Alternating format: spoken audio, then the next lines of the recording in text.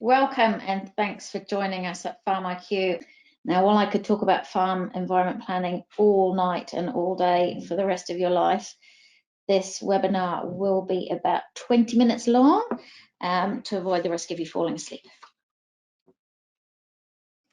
What is an FEP? An FEP is an assessment of your farm system, of how your farm system interacts with its environment and how you plan to manage its impact on the environment going into the future. So, for instance, you might be assessing your soil type. Have you got leaky soils, or do you have loose soils that affect water quality quite significantly? How are you in a high intensity farm with multiple inputs that you need to record for nitrogen leaching and so forth? And then, of course, the planning part of an FEP is planning how you'll manage these systems and impacts in the future, possibly within a regulatory framework. Now, that's the biggest question at the moment is, are farm environment plans going to be brought into regulation? Are they going to be law? Do I have to do an FEP by law? There's a lot of uncertainty around that at the moment. And we at Farm IQ are assuming that it's highly likely that farm environment plans could become law. So we're just giving you a heads up on that as well. The cool thing about a Farm IQ or doing a farm environment plan in Farm IQ is that it starts with the assessment. So it helps you get your head around what you're dealing with to start off with. Okay, so how do you get started and why should I do an FEP? So why should you do an FEP? Well, they might be law, we don't know yet. The most common response is that you might be required to do one by law, or you might have to do a farm environment plan if you're seeking funding from regional council for fencing of waterways or riparian planting. Your bank might want one if you're seeking financing for putting new sheds and infrastructure and so forth in. You might want to do a farm environment plan because you want to build resilience into your farm system to be able to cope with adverse events later on, so droughts and flooding and so forth. Having a farm environment plan is a really good way to, again, assess risk and plan for adverse events, what might happen in the future and how can I mitigate damage to my farm. Yeah, so whatever your reasons for doing an FEP, an FEP is based on recording and presenting the data and information about your farm system.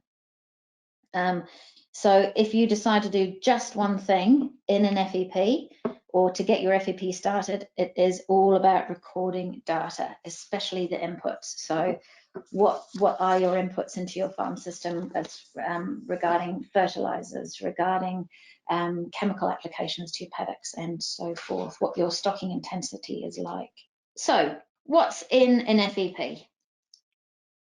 First things first, all FEPs should include a map, and a map that identifies your paddocks and your blocks, your environmental features, and your characteristics. So native bush blocks, cropped areas, culverts, stock crossings, waterways, areas that you might have retired, and so forth. So a map is really essential for popping in all those features and characteristics about your farm. So what's there now and also what you plan to do in the future. So if you have a waterway that is not fenced and you plan on fencing it, then you can show in a feature that you're planning to fence that waterway. The interactive mapping system in Farm IQ is very handy in that you can map lots of different features. So you could have a planned mapping layer and you could have an existing mapping layer. It's all very comprehensive and easy to use, which is great. You would also map productive and non-productive areas. So areas that are, so your races and yards, which are also high risk areas, but they're non-productive. You would map native bush blocks, as I said earlier, woodlots, areas of marginal land that you might be planning to retire or is retired already, There's lots and lots of stuff that you can check on your map, and you can put it in layers, which is really easy. What comes next in your farm environment plan is your farm system information. So you would put lots of generic information in about your farm. So stocking units, farm system, what you do, all that kind of basic information, how many milk solids you produce, or what your winter grazing policy is like, stuff like that. So good basic farm system information that will help auditors and councils and anybody looking at that farm environment plan. It will give them a really good idea of how your farm system and how your farm business works. The biggest part of a farm environment plan really is your objectives and actions, and we're just going to show you kind of what they look like in FarmIQ. So this is the objectives and actions page in FarmIQ. And basically what it does is it allows you to plan for the future. So it allows you to respond to how you are going to mitigate your risks and your risks on farm. So for instance, how you're going to tackle soil erosion, how you are going to tackle water quality issues, what actions you might take to mitigate those risks. So for instance, if I've got a steep sidling which is particularly prone to soil erosion, I might pop some poplar poles in there just to help prevent some or help mitigate that risk of soil ending up in the gully at the bottom. So the whole idea behind a good farm environment plan is that you've assessed all your risks. Now what you're going to do is you are going to pop them into your objectives, set a task against them, and put them into your calendar. Okay, so auditors and council and anybody who's reading your farm environment plan might say, okay, well, you've assessed all your risks. I can see that you've got highly erodible land. I can see that you've possibly got leaky soils and that you've got some waterways to plant, riparian waterways and so forth. What are you going to do? Are you actually going to do something about it? And so putting the objectives and setting your tasks in your farm environment plan is a good way to demonstrate that you're going to achieve good practice and you're going to do the things that you say you're going to do. Got a question here. How does it cater for mixed farm systems, e.g. cropping and sheep? So I'm assuming that you're asking about FarmIQ farm environment plan. The FarmIQ farm environment plan is generic, so it caters for all farming systems. And if I cunningly go back to risk assessment here, I might be able to show you that there. You will see that it also caters for different regions. So once you've done your risk assessment, and of course your risk assessment applies to any farm type because you have to assess your risk of phosphorus, erosion, soil erosion, nitrogen, fecal bacteria, waste management, and so forth. So it caters for all farming systems. We're just going to go back to the map. I'm going to show you what a cool map looks like. So here my map is showing lots of individual features. So you can see in my brown areas, I've got what we call non-productive areas or unproductive areas where I've got a woodlot down here. I've got my races and yards up here. I've popped in where I've put my culverts. So I put my culverts in a beautiful day glow pink. And I've also noted where my offal pits are, where my waterways are. I've done in a very intuitive blue and so forth. So you can map in here exactly what your features and characteristics are about your farm. It's very easy. And then I've also got up here, I've got my cropping blocks up here. All very, very easy stuff. Right, so next question is, who can do an FEP? You, basically, you can do an FEP. Depending on what the rules and policy are in your region, you can most likely do at least 90% of your FEP yourself. And the cool thing about doing your FEP yourself is that it gives you 100% control over your FEP. You can monitor and manage exactly how you're doing budget-wise, how you're doing time-wise, progressing, with your team. You can do as little or as much as you like. So at any point in time during your FEP process in FarmIQ, you can decide halfway through you've had enough and you want to invite your consultant in to finish the rest off. You might just want to start it off and do a bit of the mapping and then give the rest over to your consultant or somebody in your farm business who might be in a better position to do all the sciencey stuff. It's entirely up to you, but you can do as much or as little as you like. So you know your farm better than anybody else. You know how you manage your time better than anybody else. So we highly recommend that you do as much of it as you can, and it will save a lot on costs with consultants and so forth. And the cool thing about the PharmIQ FEP is that when you're ready, at any point in time, you can share it with whomever you like. So whether you want to invite your regional council sustainable land manager in to view and give some tips and advice and just have a look and see how well you're doing, or start to invite your consultant in so they can put your overseer numbers in if that's a requirement in your region. You can basically do whatever you like. At PharmIQ, we like you doing the data because it gives you complete control over what your process is. Really, really easy stuff. Now the next slide, we're going to talk just a little bit about policy and rules, which is the grumpy stuff for a lot of people. Farm environment plans are known in many other regions. There are 16 regional councils in New Zealand, and each one of them has their own name for a farm environment plan. We at PharmIQ call them FEPs, or farm environment plans, but in other parts of the country they're called whole farm plans or farm environment management plans or sustainable land management plans. There's lots and lots of different names and terms essentially for the same thing. And because we have lots of different regional councils, they also have different rules. So depending on which region you're in, different rules might apply to you as far as farm environment planning is concerned. So it really pays to get in touch with your local council if you haven't already and find out which rules apply to you and what the requirements are around farm environment planning. We've got a question here, and it said, it looks like FEPs to be accepted by regional council will need a certified FEP advisor. Yes, so in some regional councils, so for instance, Waikato Regional Council and Northland Regional Council, and I think Southland, so Environment Southland, your FEP will need to be audited and or signed off by a certified farm environment planner. So at the moment, there aren't any of them around because the rules haven't been fleshed out as to who can be certified and who can't be certified and who's going to do all that work. So at the moment, if you're in the Waikato, you would do your farm environment plan and then a certified farm environment planner would sign it off, and then you would file it with Waikato Regional Council when that becomes law. At the moment, it's going through the Environment Court and the hearing process, so it's all a bit kind of strung out.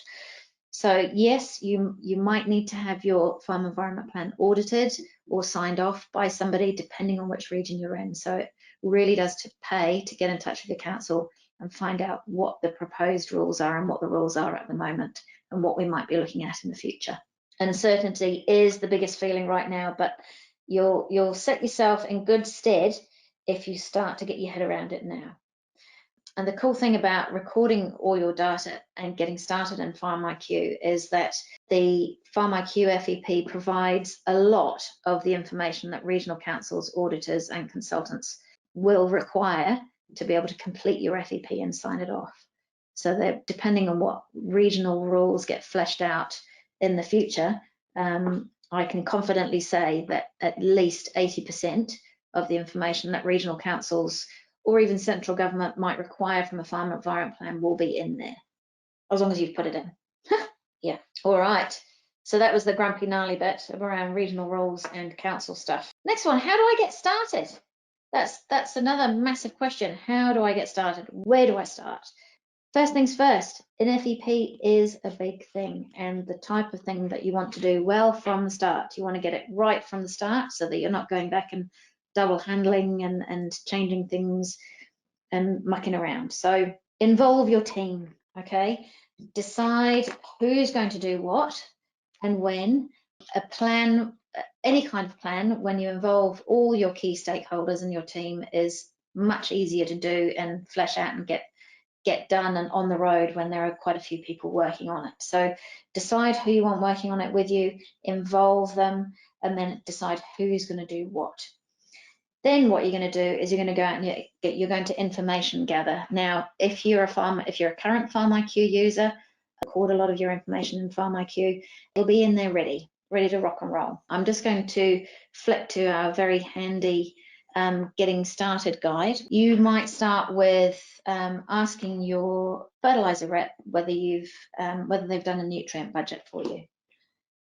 You might talk to your bank about whether you need to provide them a farm environment plan, or whether you need to get funding for, or how much it's going to cost for fencing and so forth. You need to talk to all the key people about the information that you need for your farm environment plan. So if you look at your screen now, you will need basic information such as land information, title numbers, farms, online ID. I'm not saying that you need all of this, but having as much of it as you can is very, very handy. Contact details for your local people at council, contact details for your reps and your advisors at your meat and fibre processors, your extension managers at Dairy NZ and Beef and Lamb, your farm consultants, your fertiliser reps, your accountants, your bank managers, farmlands and farm source TFOs. They're a great source of information for, hey, tell me how much fert I put on, or can you remind me about which chemicals I put on that paddock a while ago, and how much did I put on and where did it go? All that sort of stuff. For farmers in the Waikato in particular, where you might have to produce baseline data on nitrogen loss and phosphorus loss numbers, you might need to, if you haven't owned your farm for very long, you might have to contact previous owners for historical land management data. And then, of course, there's contractors and agents. So if your contractors have got proof of placement data, say from TrackMap or so forth, on where they put that fert and when they put that fert, and what they did with it and how much it was and where did it go and what exactly was it. Make sure that you've got a list of all the people and data sources that you need to get information, and then start gathering that information and popping it in. We've got a question here. How do you record positive environmental activities? What impact do these good things have on an FEP? That's an awesome question, and I know that's coming from a place of many farmers out there, or farming industry at the moment, feeling a little bit bashed about negative bias from many people, which is very, very sad. However, so how do you record positive environmental activities? You map them to start off with. You map that you have put in, you've retired a 5-hectare sideling and you've chucked it into natives or manuka or so forth. So you show those in a really visual way on your map if you can. And then when it comes to kind of the non-visual stuff, as far as recording your environmental activities is concerned, you write those in the free text boxes in your farm environment plan and FarmIQ. So you can say, this is what I've been doing. I have, through modelling my stocking rate against my pasture growth and the capability of my land, I have managed to reduce my nitrogen. I've modelled that I've reduced my nitrogen leaching losses by 2 kgs per year. You chuck it all in your farm environment plan, because it's a really good thing. It's really good to note that for any auditor or anybody at regional council. Reading stuff like that is going to be a big tick and many, many brownie points. We really do need to write the things that we're doing, that we have been doing that are really good, and also the things that we're planning on doing that are really good. The impact that they'll have on your FEP, absolutely massive. Because if I was reading an FEP where somebody had written, I have done this, I have done that, it's a bit like a CV. I have done this, I've achieved that. I'd be thinking wonderful things about your farm. All right. Sorry, we've got a question here. Is there a risk of identifying native bush and riparian areas the government and regional council might decide to claim as its significant natural area? Ooh, that's a bit of a gnarly one, isn't it? So there's a good chance that if you have an SNA, a significant natural area, on your farm, it will have been identified or will be identified by your district council anyway. They have a requirement or an obligation to do that. Most of them do that by, most district councils identify SNAs via desktop aerial exercises. So they'll be looking at your farm from an aerial mapping and GIS imagery on their desktops. The benefit of mapping your SNAs and your native bush blocks yourself and your riparian waterways yourself is that you will be a lot more accurate with the size and the amount of native bush blocks or potential SNA that you've got. And then you can take your map to District Council and say, hey, you have identified an SNA on my land. I really want you to come and ground truth it because you're saying that it's 7 hectares and I'm saying it's 5.5 and I've done this and this and this. And you're only looking at it from an aerial view. So I want you to come and ground truth. So it will save a lot of toing and froing and a lot of misunderstanding. So I wouldn't necessarily say there's a risk of identifying native bush blocks. If you front foot it with District Council on SNAs, you'll be in a much better place. How accurate is the modelling, and does the modelling get upgraded when new info and research results come to light? Okay, so we don't do any modelling in FarmIQ. So you put the data in. FarmIQ as a data recording platform, if you like. So, and it can't tell whether you're lying or not. So you put the data in, and what you put in is recorded in your farm environment plan. So your risk assessment is the same. So you would go through and you would assess the risks on farm and find out what you need to do, but it's not a modeling tool per se. I've got another question. This is great. I love questions. Do FEPs get marked, graded, pass or fail? As in, what's the benefit of having a better farm environment plan? Well, that's a great question, actually. FEPs are not tests or quizzes or exams, or you don't get a pass or a fail. Your auditor won't say your farm system fails because of its FEP. A farm environment plan is a document to be able to demonstrate that you are doing good management practice, or you're carrying out good management practice. You've assessed the risks on farm and you're doing your very best to mitigate those risks. So an auditor will come along and say, hey, I've noticed that you are in your farm environment plan. I can see that from your recording of data and from your map that you've actually put on 150 kilos of nitrogen in the middle of July when there was a very heavy rain event. That's probably not such a brilliant idea. You want to put your N on kind of depending on which region you're in and how much rainfall you get, but you want to put your N and your fertilizers on when you're probably not in winter, if you can, and probably not around heavy weather events. So they can't say to you, you're going to fail. What they can do is make recommendations on how you can mitigate risks to water quality and soil erosion and so forth, and practice better good management practice, if that makes sense. Any other questions? Do you have to join FarmIQ? I'd like to say, yes, join FarmIQ. We're an awesome club of really, really cool people doing great things for farming. The FarmIQ Farm Environment Plan is based on as a subscription. So yes, you do have to subscribe to FarmIQ to be able to do your farm environment plan in FarmIQ. Another question, if someone was using FarmIQ and wanted to model things to have better information, how would they go about it? That's awesome. Modeling, I'm a big fan of modeling, to be able to put in data or take data that you've got in FarmIQ and say and use it to say, if I did this, what would happen there? If I reduce my stocking rate, what would the outcome be of pasture health and N leaching and so forth? So what you can do if you don't have the tools yourself is talk to your farm consultant or regional council and so forth, and they have kind of modelling formulas and tools that they can do lots of modelling for you. And that what they would do is they would model using the data that you've got in FarmIQ, which is all really handy stuff. Another question.